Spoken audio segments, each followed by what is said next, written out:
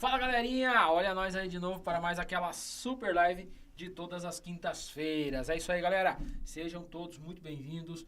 Hoje a gente está ao vivo novamente, trazendo conteúdo bacana de APH para vocês. E hoje dando introdução, né, dando início da introdução do atendimento pré-hospitalar no IMUV, incidente com múltiplas vítimas. É isso aí galera. Mas antes de mais nada, antes de a gente começar, vamos começar com os avisos. É isso aí galera. Olha só, sejam todos muito bem-vindos, muito boa noite, todos que estão aqui participando com a gente, vocês são sempre muito bem-vindos aqui, é vocês que fazem o nosso trabalho fazer a diferença, né? Vocês aprendendo um pouquinho aqui, aplicando, salvando vidas por aí, é o que realmente faz a diferença, tá galera? Então, sejam todos muito bem-vindos, boa noite para todos que estão nos acompanhando, tem uma galera já no chat aqui ao vivo. Deixa eu achar os avisos aqui, galera. Olha só, lembrem de entrar no canal do YouTube, tá? Começar a seguir o canal do YouTube e assinar o sininho de notificações. Quando vocês fazem isso, cada vez que a gente posta um conteúdo novo, vocês ficam sabendo. Praticamente todo dia essa galera aí, as meninas aqui do estúdio, estão postando, tá? Alguma coisa relacionada a atendimento pré-hospitalar, tira dúvida, um tira teima, uma pergunta, alguma coisa relacionada a atendimento. E aí talvez seja a sua dúvida. Então se você conseguir acompanhar aí, você acaba, quando você menos espera, tendo acesso à resposta de forma facilitada, né? Show de bola, né galera? Olha só, também tá disponibilizado no grupo do Telegram o material em PDF das nossas lives. É no grupo do Telegram, né? Isso. No WhatsApp também não? No grupo do Telegram e no canal de transmissão no Instagram. Legal, olha só galera, canal de transmissão do Instagram e no grupo do Telegram, tá? Para você que realmente deseja se tornar socorrista, você que quer adquirir conhecimento, adquirir o conteúdo, né? Que a gente mostra aqui em PDF, você pode entrar no canal, no nosso grupo do YouTube, do nosso grupo do Telegram, ou então acessar o canal de transmissão do Instagram, tá? E aí lá você vai ter acesso ao conteúdo em PDF aqui que a gente posta aqui. Praticamente todas as lives agora a gente tá postando material, conteúdo, muita coisa bacana, tá bom? Então, você que realmente deseja se tornar socorrista, quer fazer a diferença, essa é a hora, galera. Lembrem também, galera, de adquirir o seu certificado, tá? Sabe que o certificado ele conta ponto, ele ajuda bastante vocês. Então, adquirir o certificado é molezinha, tá? Primeiro link na descrição, logo abaixo ali. Você clica no link ali, você já vai direcionado para um campo onde você escolhe a forma de pagamento. Na sequência, você vai ser direcionado para uma segunda aba, né, uma segunda guia, onde você vai colocar seus dados, tá? É importante que você coloque seus dados ali tudo certinho, porque esses dados que pede naquela guia ali, os dados que vão para o seu certificado no YouTube, no seu certificado que você está adquirindo, certo? Então é necessário que você coloque seus dados tudo certinho, tá? Para você ter acesso ao certificado tudo certinho os seus dados, tá bom? Coloca lá, confere, data de nascimento, nome completo, RG, CPF, não lembro mais o que é que pede. Então, coloca tudo certinho lá para que saia um certificado bacana, legal? O certificado vai contar ponto aí para muitas coisas, né? PSS do SAMU, para concurso público, muitas vezes quando há uma contagem de títulos, muitas das vezes algumas instituições pedem certificados como experiência e tal, e aí você vai acumulando conhecimento e acumulando os títulos também. Bacana, né? Show de bola. Então, galera, olha só. Hoje a gente vai falar sobre o IMUV, incidente com múltiplas vítimas, tá? Então, no primeiro slide ali vocês têm a capa da nossa introdução, tá? O primeiro a gente vai fazer só a introdução hoje. A gente vai falar o que é o IMUV, como que ele funciona, mais ou menos como identifica-se. Eu realmente falar sobre o IMUV de uma forma geral, tá? Na sequência a gente vai começar a destrinchar, né, esmiuçar e trazer um pouco mais aprofundado o atendimento pré-hospitalar no IMUV, montagem de acampamento, aquela coisa toda, como que é feita essa rede de comando, legal? Topzera, né? Então vamos lá. Dando sequência então, galera, olha só. Quando vocês... Olha que bacana que a gente tá chique aqui, né? A gente tá chique demais da conta aqui, né? Chique por demais da conta. Na introdução ali, então, no nosso segundo PDF, vocês vão ver que tem uma definição, tá? Essa definição é o que está escrito, então eu vou ler para vocês o que está escrito na definição, só para vocês entenderem de forma prática. Depois a gente vai bater um papo sobre isso aqui, tá? Mas antes de entrar, olha só, lembrei, galera. Tava esquecendo uma coisa aqui. Antes de a gente entrar no conteúdo, eu tenho que responder as perguntas de vocês, galera. Não posso deixar de esquecer. Não posso deixar de responder as perguntas de vocês, tá? Então eu vou responder as perguntas que estão relacionadas à última live. Aquela live gravada que a gente fez sobre as retiradas veiculares, tá? Então assim, só para vocês entenderem. A gente fez uma live gravada. No entanto, a gente não mostrou o passo a passo da retirada veicular. A gente fez alguns takes, algumas formas de retirada, mostrando algumas partes. Por que a gente faz assim, galera? Porque a retirada veicular tem que ser treinada na prática. Não é você assistir um vídeo e já querer aplicar a retirada. Você pode, com muita chance, de acabar causando lesão na vítima e piorando o estado dela, tá? Que não é o nosso objetivo. Então, para que você não olhe apenas o vídeo e já queira fazer, a gente não mostra a retirada inteira. Então, primeiro, se você que realmente quer fazer uma retirada, quer aprender a fazer isso na prática, o que você vai fazer? Você vai adquirir o curso socorrista, aí vai ter lá as retiradas todas bem, de forma clara e objetiva. E aí sim você vai treinar isso na prática, para daí você fazer essas retiradas de forma correta, certo? Com o instrutor do lado ali, mostrando como que você faz, treina tudo certinho, para daí um dia, se você precisar, você conseguir aplicar sem causar maiores danos ou mais gravidade ao paciente. Legal? Topzera, né, galera? Então vamos lá, temos uma pergunta aqui da Cíntia Gonçalves, em uma retirada de vítima do veículo. Essa vítima estiver com algum ferimento, pode ficar os cintos na prancha? Podemos ficar os cintos na prancha? Fixar, eu acho que seria. Eu acho que ela quis dizer fixar, né? Uhum.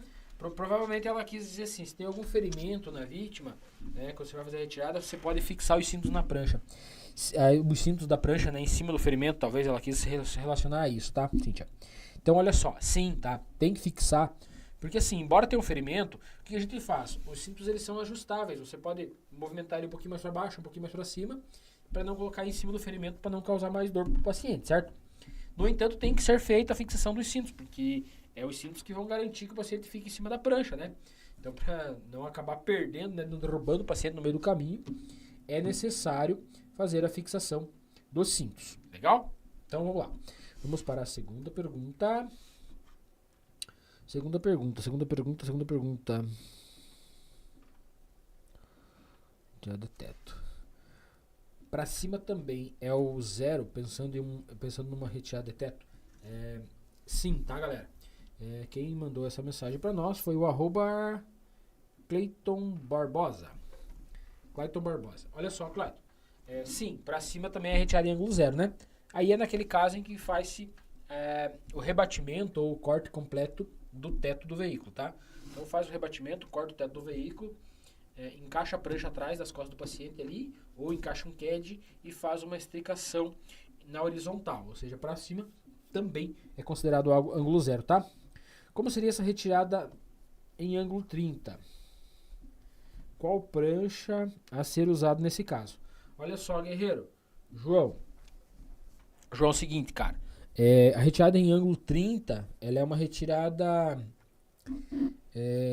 né, naquela angulação ali que, exemplo, a vítima tá no banco dianteiro do veículo, né? Vamos pensar que a vítima tá no banco dianteiro do veículo, ali no motora, né? Um exemplo.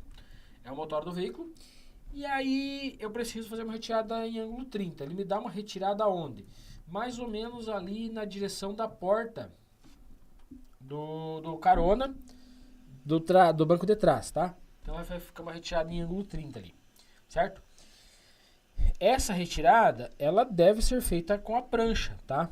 No entanto, existem muitos modelos de prancha. Existe a meia prancha, que ela faz o controle da cervical apenas na coluna vertebral, né? Não é aquela prancha grande e rígida, onde o paciente é acomodado definitivamente, tá? Então você pode encaixar aquela pranchinha pequena nas costas do paciente, faz a retirada, depois se coloca na prancha maior, tá? Então existem vários várias técnicas de retirada nessa angulação, tá? Exemplo, nossa vítima está no banco do motorista, a gente vai fazer a retirada pela porta do banco traseiro do carona, tá? Exemplo, vítima do banco dianteiro, lado esquerdo, a retirada é pelo banco traseiro, lado direito, tá?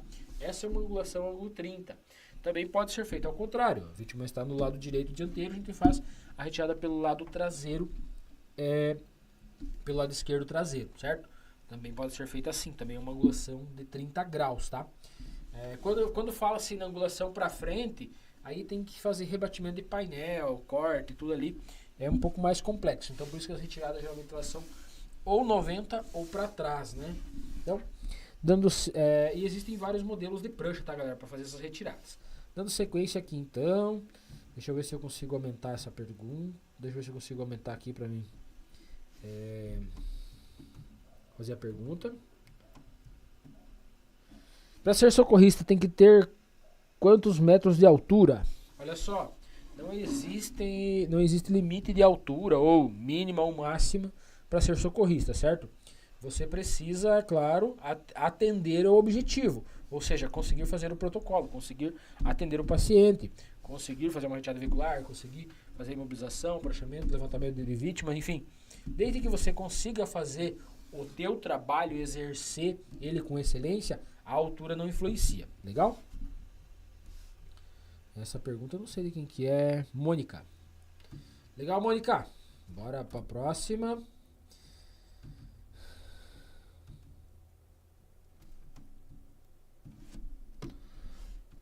Posso fazer sozinha ou preciso sempre de apoio? Na retirada veicular, pode fazer sozinha sim. Olha só, existe uma técnica de retirada veicular que a gente chama que é a técnica de retirada de emergência. É um socorrista só.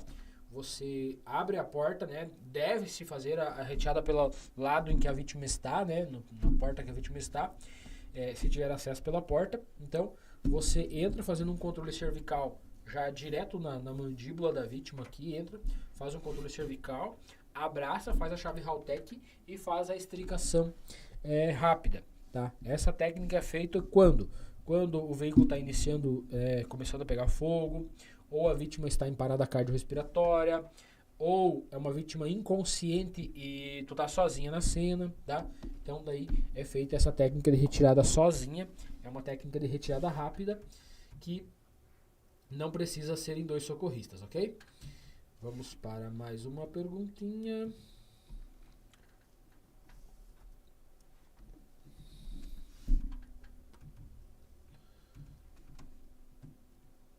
Preciso ser no mínimo técnica, possuir carteira D e curso de 700 APH. Olha só, vamos lá. Cada região do Brasil exige-se algumas coisas diferentes, tá bom? Aonde exige a carteira D, tá? Quando que exige a carteira D? Quando o cara vai fazer para condutor socorrista, tá? Então vai ter que ter a carteira D e o curso de condutor de veículo de emergência, ok? Então, nesse caso em que a vítima vai, que o conscrito, né, a pessoa que deseja adquirir o cargo ali, ela vai fazer para condutor socorrista, seja um PSS, seja um concurso público ou uma contratação direta.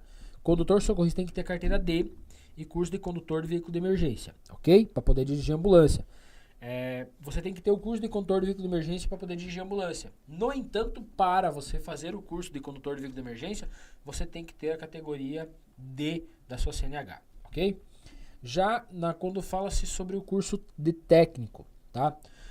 Você deseja ser um técnico socorrista, técnico de enfermagem socorrista. Aí sim você tem que ter o curso técnico, mas aí não precisa você ter a carteira D, ok? Aí você vai trabalhar como técnico de enfermagem, não precisa ter a carteira D, certo? A questão do curso de 700, acho que ela quis dizer de 700 horas, né? Acho que ela quis dizer de 700 horas de APH. O que acontece? Algumas instituições não exigem que você tenha curso. Outras instituições exigem que você tenha curso e esse curso tem que ter uma carga horária mínima, que aí depende da instituição também, tá?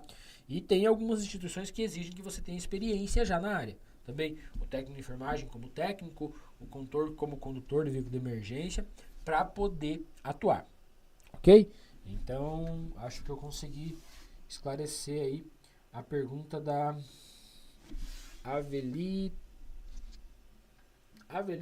da Silva? Não sei. Enfim, você que fez a pergunta, mocinha que fez a pergunta, a resposta é essa aí. Vamos para lá então. Vamos para mais uma. Se tem mais, tem mais, tem mais. Deixa eu ver. Acho que era isso, né? Legal. Então, olha só, galera. Dando sequência aqui então no conteúdo, agora sim a gente vai ingressar no conteúdo, legal?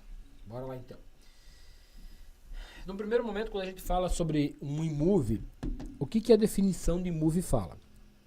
Um incidente com múltiplas vítimas, imove, ocorre quando o número de vítimas em situação de emergência excede a capacidade de recurso médico disponível para responder de forma eficaz.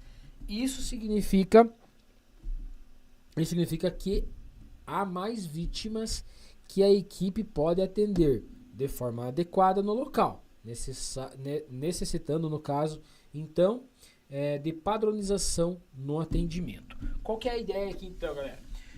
Toda vez que ultrapassa o número de vítimas, tá? O número de vítimas ultrapassa a capacidade de atendimento do socorrista, é considerado um imove, é um acidente com múltiplas vítimas.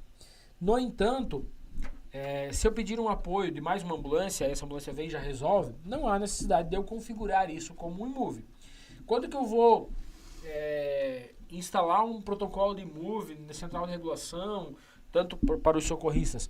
Quando eu tenho 3 ambulâncias do SAMU na região, mais 5 ambulâncias do município, e mesmo assim não é o suficiente para fazer esse atendimento. Agora sim, agora eu tenho um imove, porque agora eu tenho um grande número de vítimas, várias que precisam de atendimento, e aí sim, tudo que eu tenho, a minha capacidade médica, ou seja, a minha capacidade de atendimento que eu tenho disponível de pronto atendimento, ou seja, que possa chegar rápido no local, ainda não é o suficiente para fazer esse atendimento a todas essas vítimas, ok? Então, aí considera-se um imove. Na sequência, então, importância. A gestão eficaz de um imove é essencial para minimizar a mortalidade e a mobilidade, garantindo que os recursos limitados sejam utilizados da melhor forma possível. Qual que é a ideia aqui, então? O que essa frase quer dizer? Que se eu instalar um padrão de atendimento adequado, no qual já foi testado, né? Em algum lugar no mundo foi feito muitas vezes e teve esse resultado, que dessa forma é a melhor forma a ser feita até hoje estudada, ok? Então, a partir do momento que eu instauro esse protocolo e começo a fazer dessa forma, significa que eu vou minimizar a quantidade de vítimas, ou seja, eu vou dar chance de sobrevida para o maior número de pessoas, tá? Usando o meu recurso disponível, que embora seja limitado, eu vou utilizar ele da melhor forma possível. Ou seja, entra aí uma questão de administração, né? Ou seja, eu vou administrar os equipamentos que eu tenho, com a quantidade de vítima que eu tenho, levando o máximo de chance, melhoria e sobrevivência para as vítimas, utilizando o mínimo possível de materiais para que mais pessoas tenham acesso a esse material.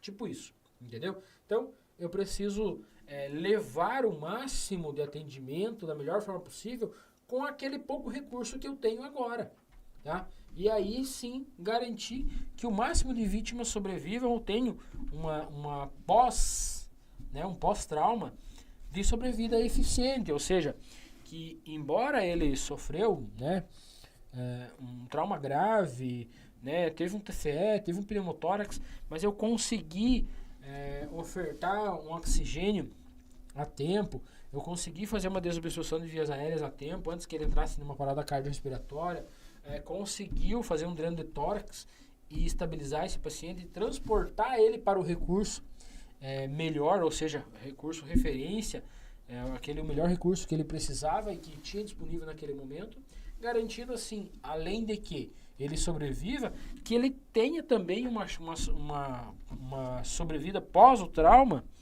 eficiente, o que quer dizer o quê? Que ele não vai ficar com muitas sequelas, ou o mínimo possível, ou talvez nenhuma, certo? Então,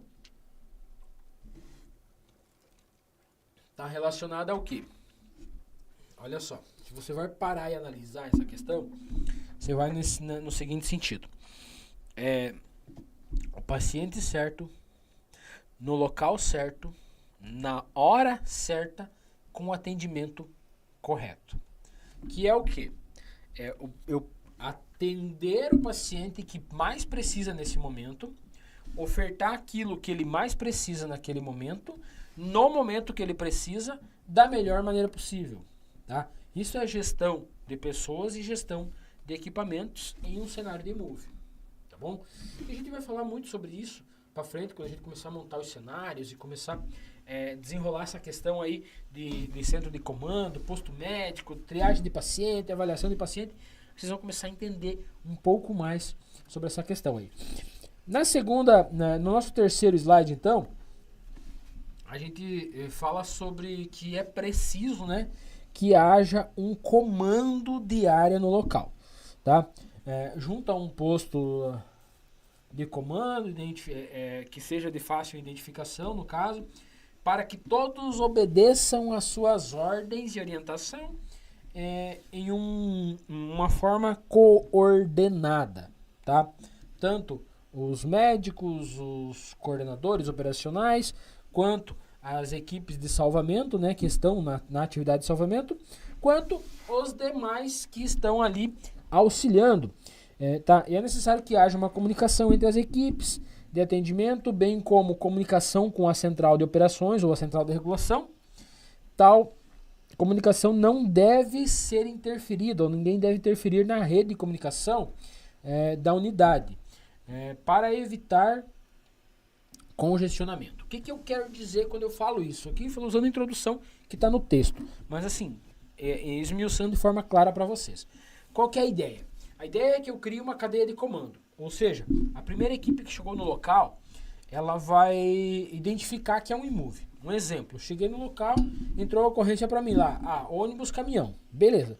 Chego no local, eu vejo que um caminhão bateu num ônibus carregado de passageiros, tá? Tem pelo menos 44 passageiros dentro do ônibus, mais motorista 45. Esse ônibus caiu num peral, tem um monte de gente muito grave lá. Um carro que vinha atrás acabou colidindo, ele também tem mais 2 ou 3 vítimas. O motorista do caminhão também ficou ferido. Tinha mais uma moto que vinha vindo e se envolveu também. Então olha só, eu chego lá e me deparo com esse cenário. Então eu posso quantificar ali que naquele ônibus tinha uns 44, 45 passageiros. No carro tinha mais 3, já vai 48. O motorista do caminhão e mais o piloto da moto. 50 passageiros, 50 vítimas mais ou menos. Então eu tenho um imove. Qual que é a ideia a partir de agora? Cheguei no local, percebi que é um imove. Ligo para a central de regulação. Olha só. Estamos com um imove aqui no local. Preciso que instaure-se o protocolo de imove. O que a central de regulação ou o centro de comando operacional dos bombeiros que seja, o Copom também, enfim, quem vai comandar essa operação fora a equipe que está no local iniciando essa instalação do comando, eles também devem ter, tá, um protocolo de imove, que é o quê? No nosso caso aqui, SAMU Sudoeste do Paraná, fica um médico, um técnico de regulação, auxiliar de regulação médica, que é o TARM, e um radiooperador. Eles ficam apenas para auxiliar no imove. Tá? Eles não atendem mais outro tipo de ocorrência, eles não atendem mais as demais equipes, outro médico, outra equipe de radiooperador, técnicos, auxiliares de regulação médica e médicos vão dar assistência para as demais equipes que estão em outras ocorrências. Uma parte da equipe vai me dar apoio nesse move. Um exemplo. Na sequência, deve-se criar um canal unificado, ou seja, um canal de radiocomunicação em que só as equipes que estão no imove tenham acesso. E aí você consegue criar uma rede de comunicação direta entre as equipes que estão no atendimento, tá? Então, liguei para a central de regulação, avisei que é um imove, vai começar a mobilizar os hospitais da região, vai começar a mobilizar os postos de saúde, vai começar a mobilizar as demais ambulâncias, seja do SAMU, do SIAT, do resgate rodoviário, bombeiros, polícia, tudo vai começar a se mobilizar, as ambulâncias dos municípios, as ambulâncias, inclusive algumas ambulâncias de instituições particulares são acionadas para prestar atendimento, ou seja, prestar apoio nesse tipo de atendimento, sabe? Dessa forma. Todos vão se mobilizar para prestar o atendimento a esse incidente, certo? E aí o que vai acontecer? É necessário que a equipe que está no local, até que esse reforço, esses apoios cheguem, né? Comecem a ser acionados, instala o protocolo de move, protocolo start, começa a ser acionadas as equipes e tal, o pessoal começa a pegar as ambulâncias, deslocar até chegar no local. A equipe que está no local deve também ver a questão de maiores riscos na cena, ou seja, demais riscos secundários. Esse caminhão que bateu nesse ônibus, é um caminhão que talvez esteja transportando produtos perigosos, explosivos, corrosivos, ácidos, gases, alguma coisa do gênero.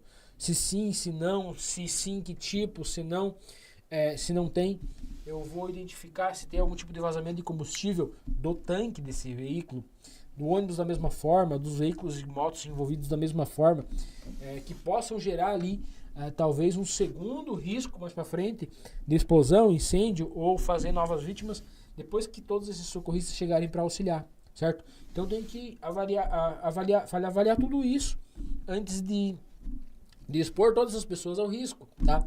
Isolar o local, garantir um espaço amplo para o meu atendimento, tá? Um espaço amplo para chegada e saída de ambulância, para que as ambulâncias consigam chegar, manobrar e sair sem atrapalhar, ou seja, sem uma trancar a outra, sem atrapalhar o atendimento às vítimas, tá?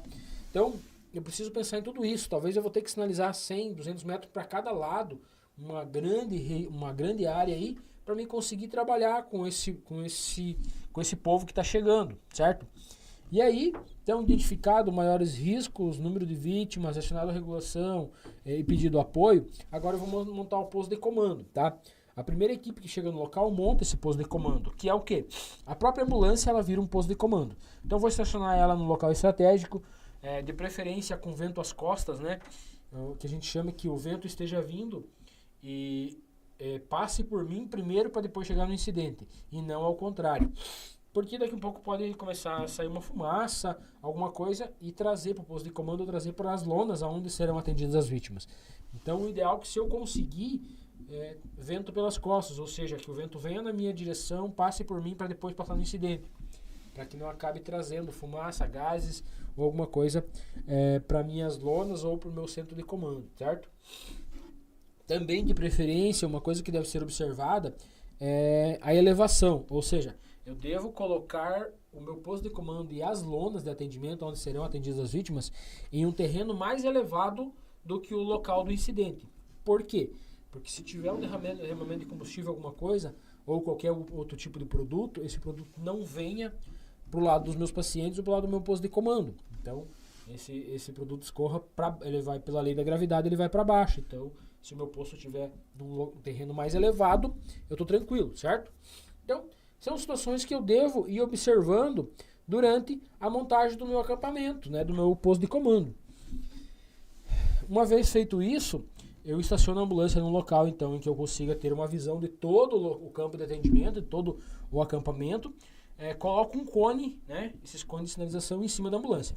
Esse cone em cima da ambulância, ele é um sinal universal de que esse é o posto de comando, tá? Então, todas as pessoas que chegarem nesse incidente, se eles conhecem, eles sabem, aquela ambulância que está com o cone em cima é o posto de comando. É lá que eu vou me apresentar para ver para onde que eu vou ser designado para ajudar, ok? E não chegar ali, catar a vítima e sair correndo, que é o que muitas vezes acontece. Então, a ideia é que o quê?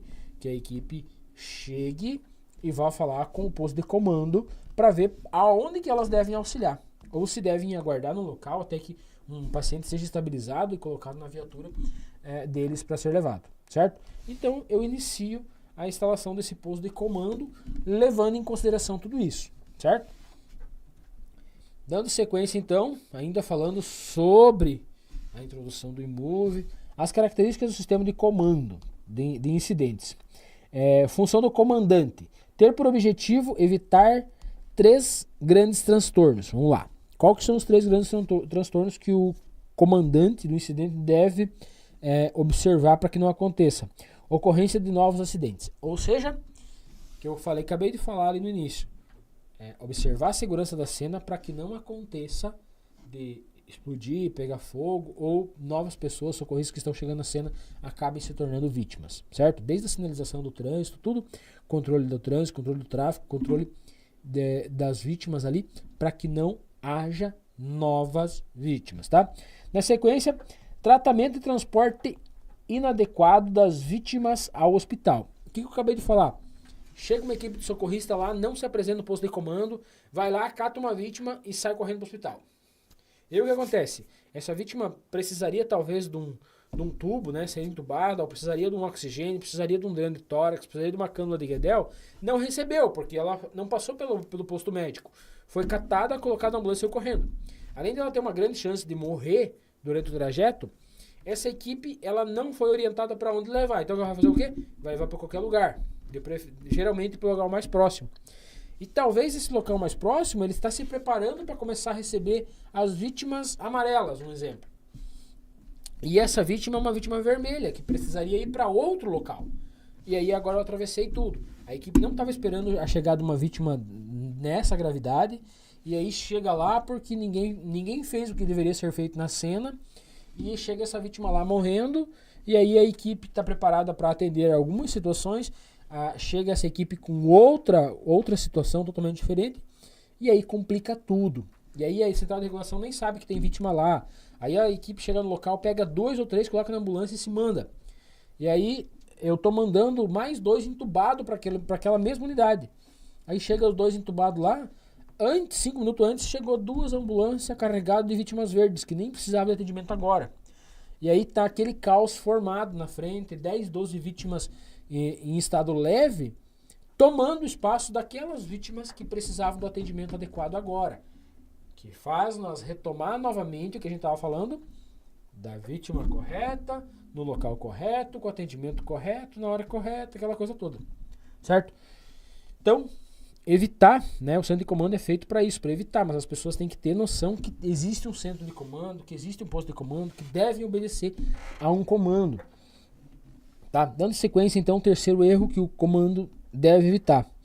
Que o caos local seja transferido ao hospital mais próximo. Olha só, acabei de falar sobre isso, né?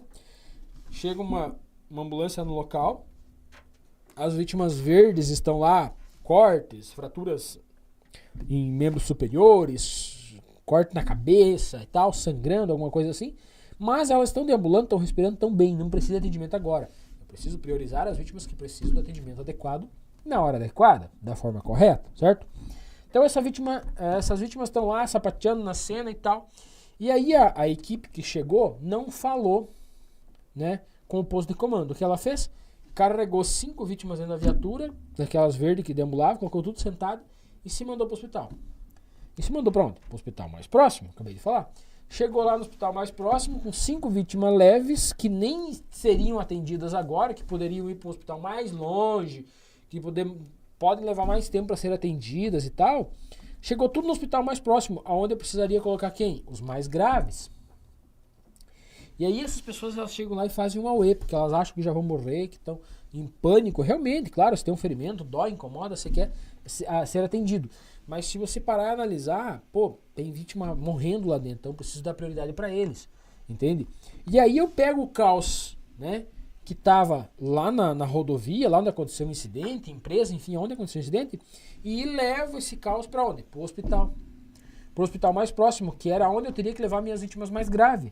E aí quando eu chego com uma vítima grave lá, eu nem esperava chegar lá e dar de cara com aquela bagunça. Eu chego lá e dou de cara com 10, 12 vítimas sendo suturadas, outros fazendo curativo, e a equipe do hospital, que deveria estar disponível para atender as minhas vítimas graves, estão todas esparramadas por dentro do hospital, fazendo curativo, suturando, imobilizando fratura e sapateando lá dentro, bem louco, porque vira um caos realmente. Entendeu? Então o objetivo, quando eu falo sobre não transportar o caos do local para o local pro hospital mais próximo é relacionado a isso. Não pegar essas pessoas e levar tudo para lá. Entende?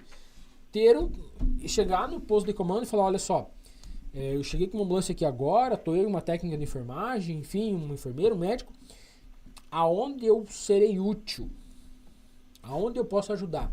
E aí o posto de comando sabe aonde ele está com déficit de gente, ou seja, de material orgânico, pessoas, né, equipamentos, entende? Ah, chegou um médico, perfeito, o médico vai para a lona vermelha, o enfermeiro vai para a lona amarela.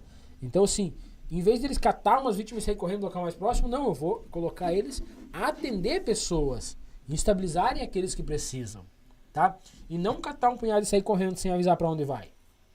Entende? Pode ir uma ambulância lá e pegar os verdes e levar para algum lugar? Pode, mas tem que ser através do comando. E o comando vai dizer, olha só, o hospital tal, que é o mais próximo, eu vou levar as vítimas vermelhas. O hospital tal serão levadas as vítimas amarelas. Você pega e vai lá para outra cidade. Vai para uma cidade para frente, mais longe, e deixa os mais próximos, os melhores recursos mais próximos, para atender os meus pacientes mais graves. Entendeu? Então não é chegar, catar e sair correndo. É obedecer a um centro de comando. Então é muito importante, tá? É muito importante que seja feito essa triagem, né? De forma, esse comando de forma simples e objetiva, tá? E não é muito complexo isso não, tá? Você já pode ir mandando as perguntas. Tu lê pra mim as perguntas, Kelly, se tiver alguma pergunta pertinente ao caso? Eu tenho uma já. Tem uma já? Olha só que legal. Antes de eu retomar o conteúdo, então eu vou responder essa pergunta já que eu entrei nas perguntas, né? E daí na sequência eu vou falar mais um pouquinho sobre o posto de comando e se surgir mais alguma pergunta, como vocês vão mandando, a gente vai respondendo, ok? Vai lá. A pergunta é da Franciele Queiroz. Ela perguntou se eu sendo socorrista já posso prestar socorro enquanto formada, mas não trabalhando na área? Franciele Queiroz, né? Isso. Franciele, olha só. Você não só pode, como deve, tá? Como socorrista, você deve prestar socorro, tá bom? Para isso que você faz um curso socorrista, entende? Para você prestar socorro quando alguém precisa, tá bom? Agora, o prestar socorro é você não extrapolar o limite do teu conhecimento, tá bom? Não fazer coisas arriscadas ou coisas que não são pertinentes a você como socorrista para tentar ajudar, porque aí você pode acabar respondendo pelo resultado. Olha só que loucuragem. Aí a gente entra numa questão também, num artigo, onde fala assim, não maleficência, sim beneficência e justiça, tá? Então quando eu falo de justiça, eu estou falando disso, responder pelos seus atos, tá? Então assim, Franciele, quando você chegar, presenciar um acidente, o que você pode fazer? Inicia com o protocolo, segurança de cena, na sequência, pedido de ajuda, abordagem, dá uma olhada, ver quantas vítimas e o tipo de incidente e o pedido de ajuda. Aí sim, vou me aproximar e ver se é seguro para mim chegar perto, tá? É seguro para mim chegar perto? Posso fazer uma abordagem à vítima? Posso. Me aproximo da vítima, me apresento, realizo a abordagem e vi que a vítima tem uma hemorragia sanguinante. Aplicar um torniquete? Legal, você vai salvar a vida dela e é pertinente ao socorrista, tá? Fazer um controle cervical, o alinhamento da coluna vertebral e manter uma estabilização da coluna cervical para manter uma boa respiração para esse paciente e não fazer um exemplo, querer pegar um acesso venoso, querer fazer um dreno de tórax, uma traqueostomia, como eu já vi alguns alunos perguntando, com um tubo de caneta e tal. Não, isso não. Mas fazer uma estabilização da coluna cervical, aplicar um torniquete, talvez fazer um Haltec, uma retirada rápida, porque o carro está pegando fogo, né? Identifiquei uma vítima em parada cardiorrespiratória por algum motivo, iniciar um protocolo de RCP, ok? Orientar as pessoas que estão no local para que não se ponham em risco e, em vez de atrapalhar e ficar filmando, consigam te auxiliar nesse atendimento, entendeu? Então, sim, isso tudo o socorrista deve fazer. Não só pode, como deve, tá? Mas nunca extrapolar o teu conhecimento. Olha, só sei até aqui, então paro aqui. Não vou fazer nada que eu não sei, não tenha certeza do que eu estou fazendo e que não seja pertinente a mim, porque eu posso responder pelo resultado, tá? Inclusive, se você querer, que nem já teve aluno que me perguntou, furar a traqueia da vítima com um tubo de caneta e colocar, e para manter a vítima respirando, né, fazer uma traqueostomia com um tubo de caneta ali. Galera, isso não é pertinente ao socorrista e nem o médico faz isso. O médico vai abrir, vai colocar uma traqueia realmente, vai cortar com bisturi, vai colocar uma traqueia. Não é pertinente ao socorrista. E se você querer fazer um procedimento desses e a vítima acabar morrendo por causa desse procedimento, você responde pelo resultado. E o resultado é óbito. Então você pode acabar respondendo por homicídio culposo. Tá bom? Então assim, algumas percas são aceitáveis. Não tem como você salvar todo mundo. Entendeu? Há situações que são incompatíveis com a vida. Às vezes a vítima teve uma laceração da boca, de rosto ali, que impede, ou uma fratura, uma lesão de traqueia, que impede com que ela respire, tá? Mas eu não sou médico para entubar, não tem como entubar, eu não vou lá cortar a garganta dela e colocar um tubo de caneta para ela respirar, entendeu? Não é isso também, paciência. Alguém acaba morrendo de vez em quando, fato, ok? Mais alguma, Teorim? Por enquanto é só isso. Por enquanto é isso, ok.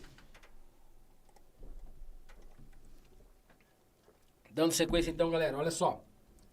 Criei o posto de comando, coloquei o cone na ambulância. Alguém vai comandar. Quem deve comandar? Quem está mais preparado para comandar esse tipo de situação, ok? Tem que ser médico, tem que ser enfermeiro, tem que ser bombeiro? Não, tem que ser alguém que esteja preparado, tá? E se for um condutor socorrista, um técnico de enfermagem, não tem problema nenhum, desde que essa pessoa esteja preparada, conheça o protocolo de move, conheça o método START, conheça a rede de comando, saiba como montar uma rede de comando. Exemplo, coloco alguém para gerenciar a chegada e saída de ambulâncias, coloco alguém para ser minha ligação direta com as lonas, ou seja, lona vermelha, amarela, verde e preta.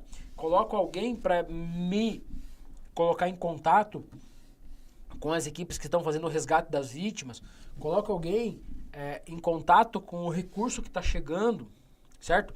Então eu crio uma rede de comando, um exemplo que eu uso, né? O comando está aqui e aí ele cria a sua rede, né? A sua rede, ele pega várias pessoas. O que acontece? O comandante de um incidente desses, ele deve comandar de 3 a 7 pessoas, mais que isso não, tá? Se for mais que 7 pessoas para ele comandar, ele deve criar mais um posto de comando e aí um comandante para todos, tá? Então, se ele tem lá 5 pessoas para ele comandar, um tá cuidando um tá responsável pelas lonas, um responsável pela chegada e saída de ambulâncias, um pelo resgate dos pacientes, um pelos equipamentos que estão chegando e um pelo resgate aéreo. Um exemplo, vai vir resgate aéreo também, e aí o cara tá responsável por montar um heliponto, algum lugar que possa uma aeronave de asa rotativa pousar para fazer um resgate de paciente. Então cada um vai comandar uma parte. O que vai acontecer? Esses caras que vão se gestionar o comando. Um exemplo, o médico que está lá na vermelha, ele não pode ultrapassar esse cara que seria um encarregado da lona, certo? Ele tem que falar com o cara e o cara vem falar com o comando. Um exemplo, chegou uma ambulância, uma alfa de uma unidade particular. Um exemplo, uma unidade particular viu lá a instituição particular, mandou a ambulância para lá para ajudar. Chegou lá, um médico, um enfermeiro e um condutor socorrista com todos os equipamentos. Top, para auxiliar. Beleza. O médico não vai pegar um paciente que ele entubou aqui e colocar naquela ambulância e mandar voltar. Não, ele vai falar o quê? Olha só, fala com o responsável dele, pro xerife que está de responsável pelas lonas, olha só, tem um paciente entubado pronto para sair. Esse cara, ele vai vir falar com o comando vai chamar o cara que é responsável pela chegada do recurso, por essas ambulâncias. Ele vai falar, olha só, tem um paciente aqui que está entubado e precisa sair. Ele pode ir com uma ambulância básica, desde que alguém vá ventilando, mas tem que ter oxigênio. Olha, aí o cara que é responsável pela chegada do recurso vai dizer, não, acabou de chegar uma UTI móvel, podemos colocar esse cara na UTI e mandar levar. Legal. E aí o cara que é responsável por esse recurso que chegou, com essa ambulância, vai mandar manobrar essa ambulância, a equipe não vai nem descer, vai ficar na ambulância esperando o paciente. E aí o comando vai chamar o responsável pelas lonas e falar, olha só, acabou de chegar uma ambulância que pode transportar esse paciente. Vocês vão pegar e vão levar essa ambulância lá. E aí uma equipe de resgate vai, essa paciente lá, uma equipe de resgate vai lá, vai pegar esse paciente na lona vermelha e vai levar e entregar. Talvez até o médico da Lona Vermelha possa ir junto e para passar maiores instruções para o médico que está na ambulância. E aí sim esse paciente vai sair, mas já vai sair direcionado para onde? Para onde a central de regulação, o centro de comando mandar. Que aí o comandante vai entrar em contato com a central de regulação e falar, olha só, eu tenho um paciente entubado, foi feito isso, foi feito adrenalina, foi feito noradrenalina, foi feito o protocolo de controle avançado de hemorragias, o Transamin, e foi entubado, um grande tórax, e tá saindo daqui. Para onde que eu mando? Aí a central de comando, que está em contato com os hospitais, vai falar, olha, lá no hospital tal, pode suportar esse paciente, pode receber esse paciente. E aí o comando vai falar pro cara que é responsável pela saída das ambulâncias, vai dizer, olha só, esse paciente vai para tal hospital. E aí o cara fala pro pessoal da ambulância, e o pessoal da ambulância vai levar esse paciente para o local certo. Lembra da paciente certo, com atendimento certo, na hora certa, tudo certinho, para que a coisa funcione. Entendeu? E não a ambulância chegou, o médico pega o paciente, enfia dentro e leva. Leva para onde? Entendeu? Então, a ideia é que tudo passe pela rede de comando e não crie uma teia de comando, tá? É uma rede de comando. Se você pensar numa rede hoje, né? Essas redes de deitar e de dormir, existe um ponto fixo e existem várias cordinhas que se ligam no tecido da rede, certo? Então, assim, o posto de comando tá lá em cima e todas as cordinhas se ligam ao centro de comando. Tá? Se uma arrebentar, a rede não vai cair. Agora, se o posto de comando cair, que é a parte fixa, onde todas se reúnem, aí a rede cai. Entendeu? Então, o que precisa? Precisa saber que todas têm que ter ligação com o posto de comando e seguir as ordens do posto de comando para que a coisa funcione. Certo? Então, é bem simples e objetivo. No entanto, não pode ter briga de ego, dizer, médico, não vou obedecer ordem de enfermeiro, não vou obedecer... porque esse cara que está aqui responsável é um bombeiro e eu sou médico, não vou obedecer o cara. Pronto, quebrou a rede de comando, atravessou, criou uma teia de comando bagunçada, em vez de passar pelo comando, as informações estão sendo cruzadas um pelo outro, está saindo vítima para local que o comando não foi avisado, que a central de regulação não avisou, e quando o médico vê, está chegando o paciente lá. E o médico estava preparado para receber um tipo de paciente, o hospital, a instituição, enfim, começa a chegar outro tipo de paciente. E aí se torna uma bagunça bagunçada. O ideal é que seja uma bagunça organizada, porque realmente é uma bagunça, não é fácil para ninguém trabalhar num público desses, num ambiente desses. No entanto, desde que seja organizado, a coisa vai funcionar. Legal, galera? Show de bola? Mais alguma pergunta, Kelly? Meu celular. Vamos ver.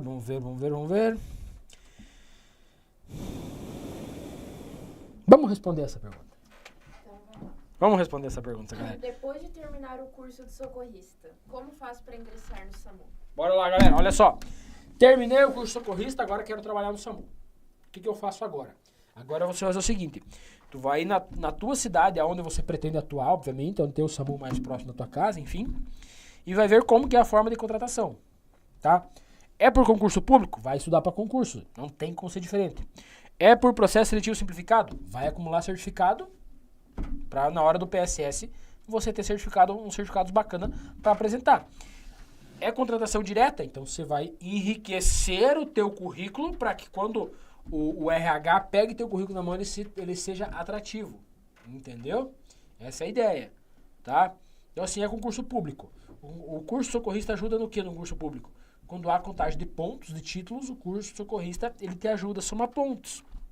E aí você acertou lá 30 questões de 40, fez uma pontuação do tipo 60 pontos e tem um curso socorrista que conta mais 5, você foi para 65.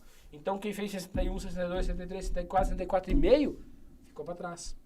Aí você garante tua vaga muitas vezes com um curso socorrista, com mais um BLS, um SBV, um controle avançado de hemorragias, alguma coisa do gênero, certo?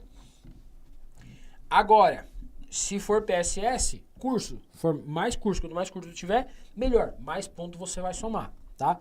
E se for contratação direta, mais curso, quanto mais curso você tiver, mais atraente o teu currículo fica, mais fácil vai ser a sua contratação.